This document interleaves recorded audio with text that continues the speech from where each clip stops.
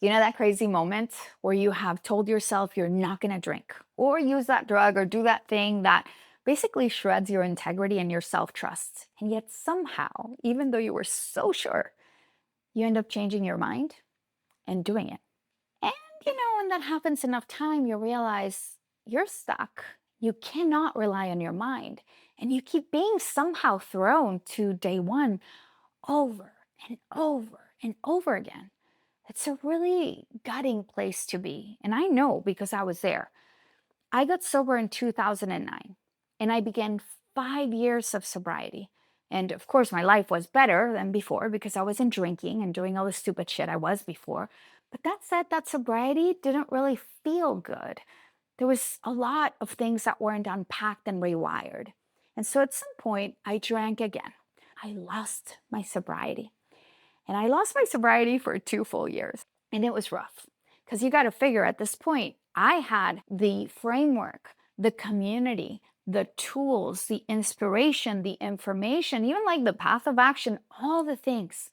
But somehow I couldn't get back on track. And during that 2-year period, I tried over and over again, and my cravings would get so much bigger each Friday, each time, each brunch with my friends, each just regular Tuesday night.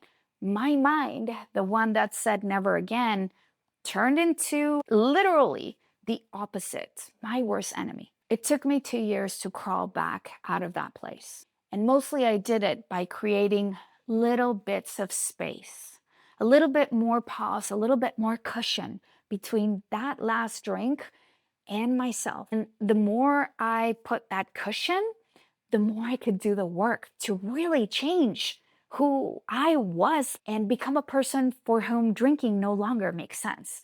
That cushion is all about learning to crush the craving, to ride the wave, to understand that we can't rely on our mind because it is completely overridden by what I now understand to be the science behind this hijacking of addiction, whether we want to call it addiction or toxic habit or what have you. These 12 tools worked. They have worked for thousands of students across the world, and they worked for me.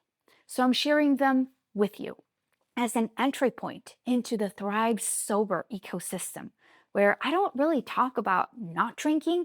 I talk about becoming someone different, someone for whom drinking makes 0 sense. So if this is where you begin, welcome.